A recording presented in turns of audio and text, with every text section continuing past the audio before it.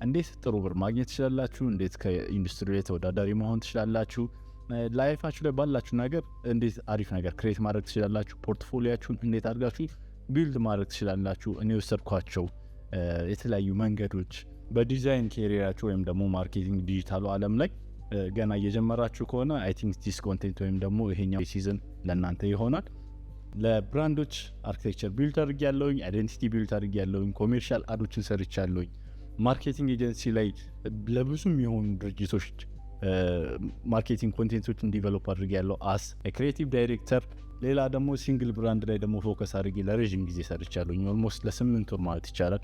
ሶ በእነሱ ያገኘኋቸው ክህሎቶች ወይም ደግሞ ያገኘኋቸውን ኢንሳይቶች ሼር አደርግላቸዋለሁ። ኦን ማይ ጆርኒ ቱ ቢ ደግሞ ኢንዱስትሪያል ዲዛይነር ምንድነው እንዳትሉኝ እኔም አላውቀውም፣ ገና ፊገር አውት እያደረኩኝ ነው።